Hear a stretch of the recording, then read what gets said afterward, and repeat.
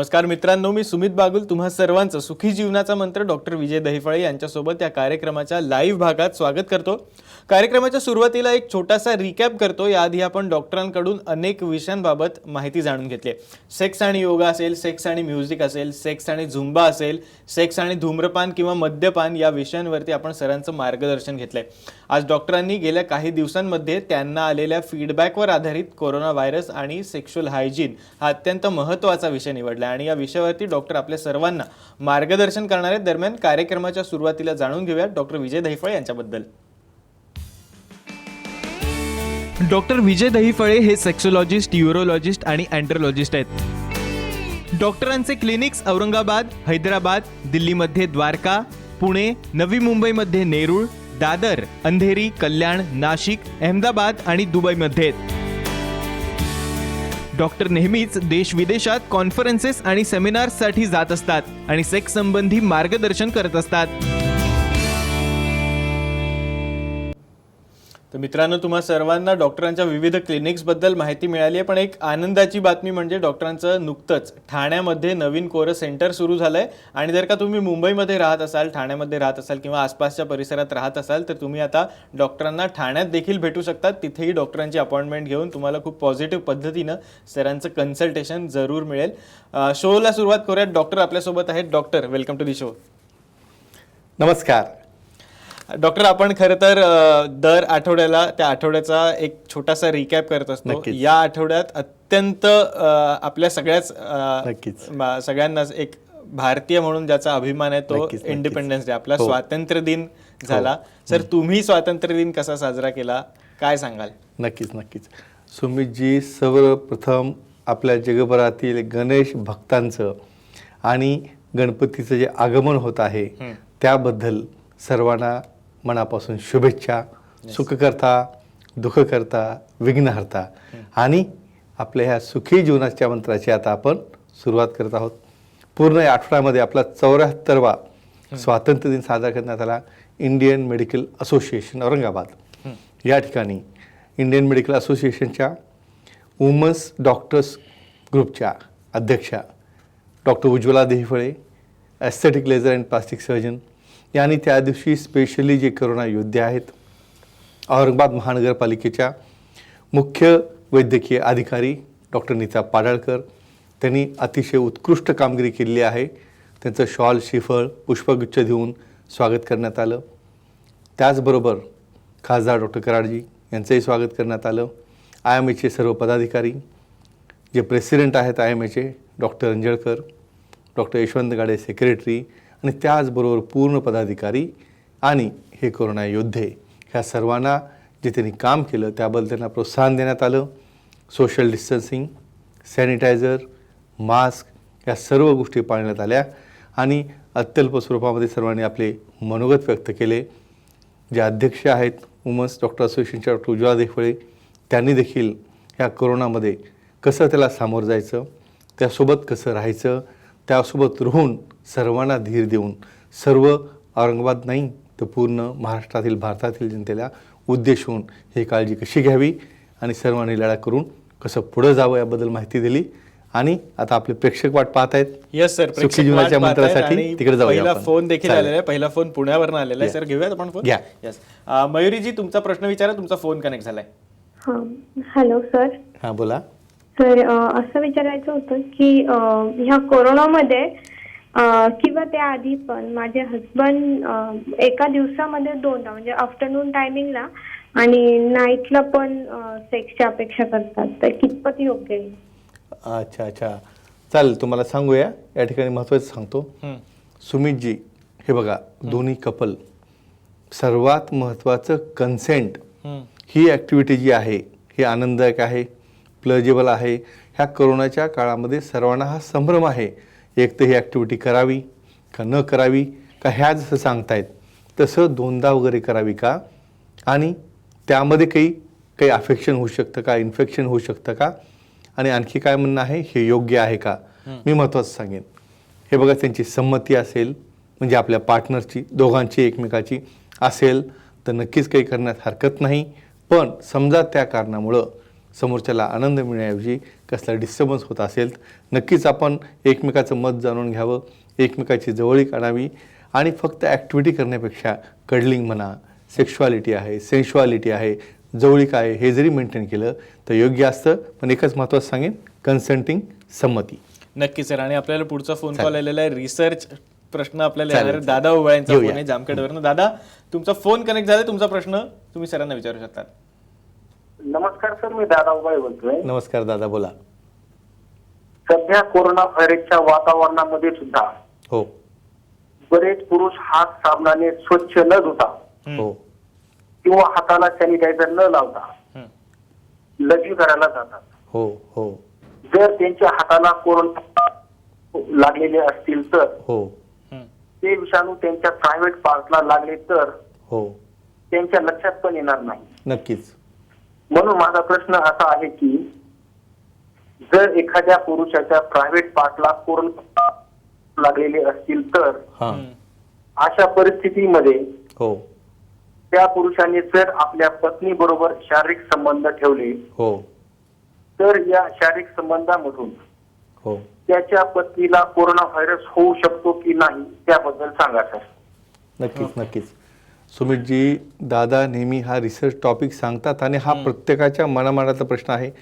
हे बघा, आता कोरोना वॉरिस आहेत, सर्वजण बाहेर असतात. हे बघा, कुठं हातावर आहे का चेहऱ्यावर आहे कुठे आपल्याला माहीत नाही. म्हणून एकच सांगणं, जेव्हा केव्हा तुम्ही घरी जाल, पहिल्यांदा पूर्ण कपडे बदलणे, चेंज करणे, ते स्वच्छ पाण्याने धुवायला टाकणे आणि आपण स्वतः स्वच्छ आंघोळ करणे.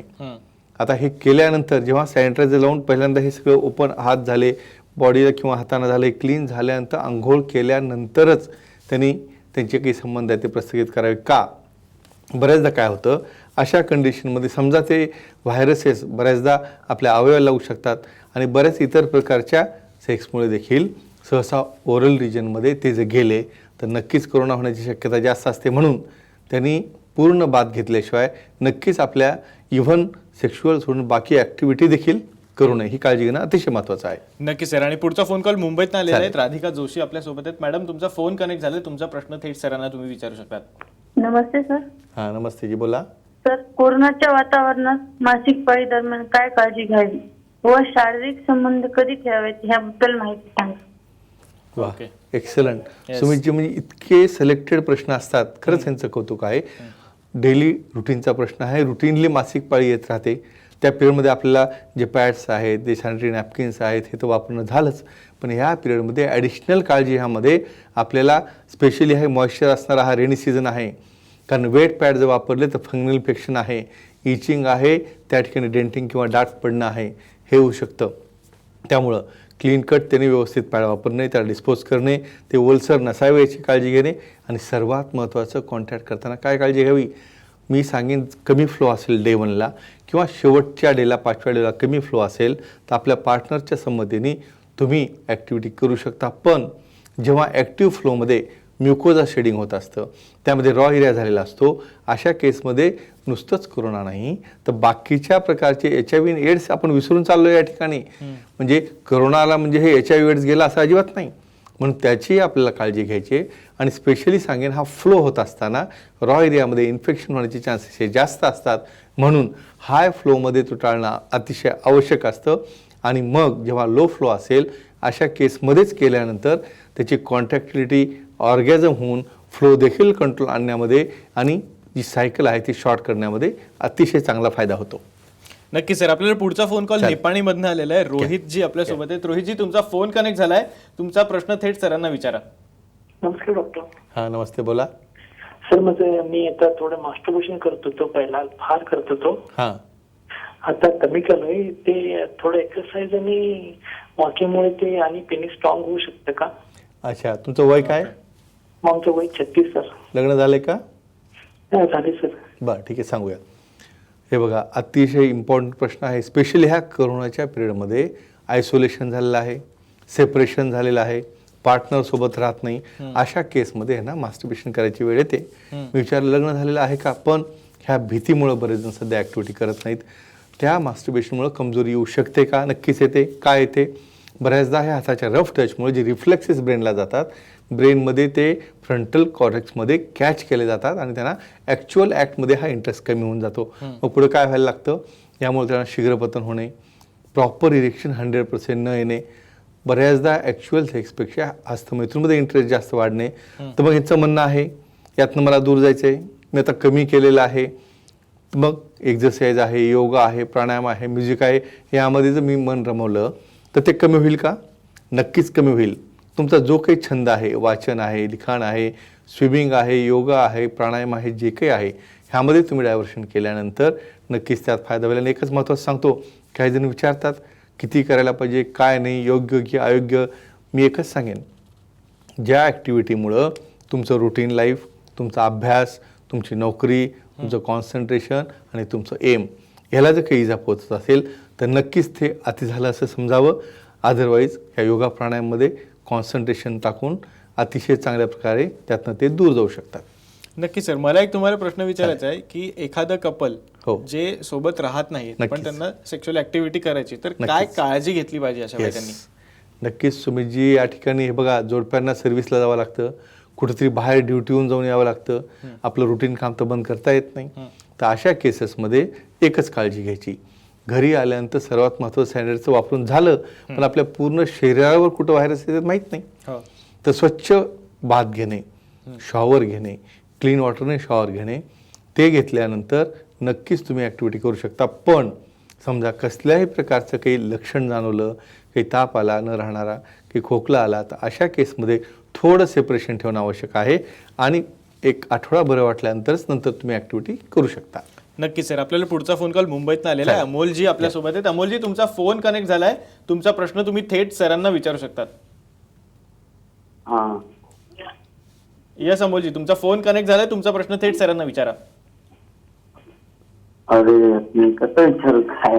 तुम्ही बिनधास्त विचारा, काही प्रॉब्लेम नाही. काही सेक्समध्ये कमजोरी आहे, शीघ्रपतन आहे, लहान लिंग आहे, काय वाटतं तुम्हाला सांगा. म्हणजे हे कसं आपण जेव्हा सांगा सांगा. हां हा. हां बोला. ठीक आहे, आपण जे असिस्ट करण्याचा समय आहे ना, जो टायमिंग आहे ना, एक टाइमवर म्हणजे लवकर येऊन जातं दिवसाळी, त्याबद्दल काय? बरं, वय काय तुमचं? आता मला 38 आहे. बरं, लग्न झालेलं आहे? हो. काही व्यसन वगैरे? त्याच्यामध्ये कसं नॉर्मल आहे ना, काही नाही. बरं, हरकत नाही, सांगूया. हा, तेव्हा नक्कीच नक्कीच तुम्हाला उत्तर देऊया. अशा पद्धतीनं बोलणी विचारणं, हे बघा, हे आपण सुखी जीवनाचा मंत्र का उभा केलेला आहे. जसं आपल्याला ताप येतो, डोकेदुखी आहे, बाकीचे अवयवाचे आजार आहेत, तो पण आपला एक अवयव आहे. त्या ठिकाणी त्याच्याबद्दल ज्या असणाऱ्या गोष्टी आहेत ते न लपवता मनमोकळेपणाने, खरं म्हणजे सुमितजी, आपला हा मंत्र चालू झाल्यापासून पूर्ण कपल जोडीने येत आहेत, एकमेकाला प्रेझेंटेशन देत आहेत. हे बघा, एकालाच हिस्ट्री विचारून मला खरी हिस्ट्री मिळत नाही, मला दोघांची हिस्ट्री घ्यावी लागते. प्रत्येकजण स्वतः तर म्हणणार मी एकदम ओके आहे, पण कंपॅरिझन आम्ही करतो. तर अशा केसमध्ये अशा प्रकारे शीघ्रपतन असेल तर अतिशय चांगल्या प्रकारचे मेडिसिन आहेत, क्रीम आहेत, ऑइल आहेत, सेंट्रली ॲक्टिंग मेकॅनिझमचे मेडिसिन आहेत, जे की नक्कीच ते ओके करतील. आणि काही त्याच्या संदर्भातले डाएट आहे, एक्झरसाईज हे त्यांना सांगितलं जाईल. यांना अजिबात काळजी करायची गरज नाही, ते जवळच्या सेंटरला नक्कीच व्हिजिट द्यावी. नक्की सर, आपल्याला एक छोटासा ब्रेक घ्यायला लागतोय, पण मित्रांनो, ब्रेक नंतर सर आपल्याला एका अत्यंत महत्त्वाच्या विषयावरती माहिती देणार आहेत आणि तो विषय आहे कोरोनाच्या या वातावरणामध्ये जर का तुम्हाला फिजिकल कॉन्टॅक्ट न ठेवता तुमची सेक्शुअल ॲक्टिव्हिटी एन्जॉय करायची असेल तर काय केलं पाहिजे, हे सर आपल्याला सांगणार आहेत. ब्रेक नंतर लगेच पाहत राहा सुखी जीवनाचा मंत्र.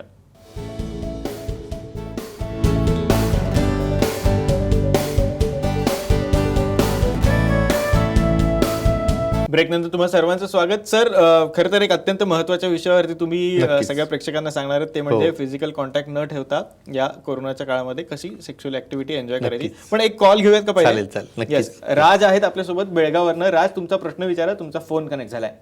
हॅलो, नमस्ते डॉक्टर. हां नमस्ते, बोला. सर, मी पहिला मास्टरबेशन करणं थांबवत होतं, त्याच्यामुळं माझं पेनिस छोटं झालं. ते योगासनाने, प्राणायाममुळं आणि वाकिंगमुळं मोठं होऊ शकतं का? वय काय तुमचं? आमचं वय 36 आहे सर. ठीक आहे, सांगतो. समजा योगा प्राणायाम एक्झरसाईजमुळं जो साईड इफेक्ट असतो तुमच्या हस्तमैथूनचा, की लिंग छोटं होणं, त्यामध्ये वाढ करता येते का? आपण रिसेंटली एक टॉपिक घेतलेला आहे. बऱ्याचदा काय असतं, अति हस्तमैथूनमुळं त्या ठिकाणी ओव्हर कॉम्प्रेशन, रफ काही ऑइल किंवा काही न वापरल्यामुळं मायक्रो इंजुरीज त्या ठिकाणी होतात. मायक्रो इंजुरीज झाल्यामुळे त्या ठिकाणी हिमॅटोमा म्हणजे रक्त सांगाळल्यासारखं होतं, त्यातल्या कार्पोरा हे कॉलॅप्स होतात आणि अशा केसेसमुळं त्याला शिथिलता येणं, लिंग लहान होणं या गोष्टी होतात. अशा केसमध्ये हळूहळू त्यांनी मास्टर्बेशन कमी करावं, कमी करून आहारामध्ये त्यांनी इम्प्रूव्हमेंट करावी. त्याचबरोबर एक्झरसाईज, योगा, प्राणायाम अशा केसमध्ये त्यांनी जर इन्व्हॉल्व झालं तर आपोआपच आपले डाएट इम्प्रूव्ह झाल्यामुळं त्या लिंगाचा सप्लाय वाढतो. सप्लाय वाढल्यामुळं त्या ठिकाणी त्याची ग्रोथ होते, एक्सपान्शन म्हणा किंवा ह्या कॉम्प्रेशनमुळे जो त्यामध्ये लहानपणा आलेला असतो तो देखील कंट्रोलमध्ये येतो. तो एकच सांगेन मी, काही एकदम आता बंद करा म्हणून तुम्ही बंद करणार नाही, पण हळूहळू त्यातनं कमी करा, डायव्हर्ट करा आणि नक्कीच तुम्हाला त्याचे चांगले इफेक्ट दिसतील. आणि या पलीकडे देखील काही अडचण वाटली तर तुम्ही सेक्सॉलॉजी, युरॉलॉजी, अँड्रॉलॉजीजना नक्कीच भेटून रिझल्ट घेऊ शकता. यांना काही काळजी करायची गरज नाही. काही काळजी करायची गरज नाही सर. आणि अत्यंत महत्त्वाचा प्रश्न तो म्हणजे ओके, कोरोनाच्या या संवेदनशील काळामध्ये एखाद्याला फिजिकल कॉन्टॅक्ट न ठेवता त्याची सेक्शुअल ऍक्टिव्हिटी एन्जॉय करायची असेल फॉर दॅट मॅटर, काय करायला पाहिजे सर? अतिशय महत्त्वाचा प्रश्न.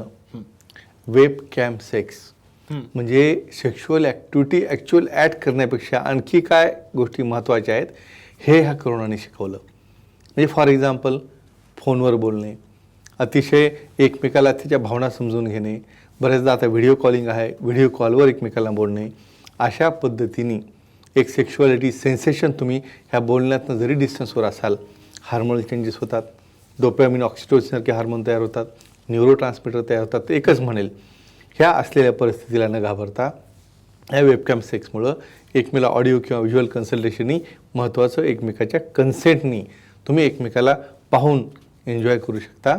आणि नक्कीच अशा पद्धतीने हा दुरावा म्हणजे कोरोना म्हणून दूर पळत जाऊन सगळे ते संपू नका, असं कनेक्टिव्हिटीमध्ये राहून तुम्ही नक्कीच एकमेकाला डेफिनेटली जवळीक साधू शकता. नक्की सर. पुढचा आपल्याला फोन कॉल बदलापूरवरून आलेला आहे. महेशजी आपल्यासोबत आहेत. महेशजी, तुमचा फोन कनेक्ट झालाय. तुमचा प्रश्न तुम्ही थेट सरांना विचारू शकतात. Okay okay.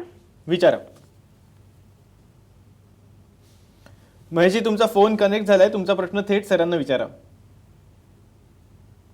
सर, माझ्यामध्ये काहीतरी टेक्निकल प्रॉब्लेम आहे. सर, मला तुम्हाला पुढचा प्रश्न असा विचारायचा होता की बऱ्याच जणांचे वाईफ किंवा हस्बंड हे कोरोना केअर सेंटरमध्ये कामाला असतात. अशा कपल्सनी स्पेसिफिकली काय काळजी घ्यायला पाहिजे त्यांच्या सेक्शुअल ऍक्टिव्हिटी दरम्यान? नक्कीच.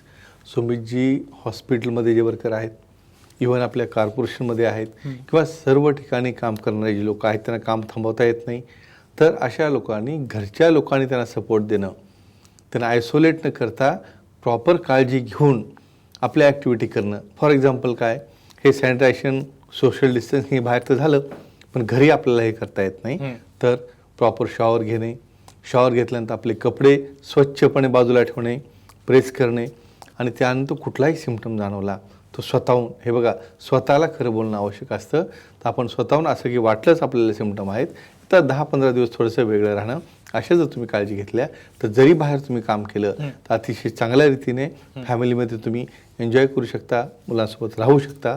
पण SMS हे पाळणं आवश्यक आहे. नक्की सर. परत एकदा महेशजींचा फोन आलेला आहे बदलापूरवरून, तो घेऊयात.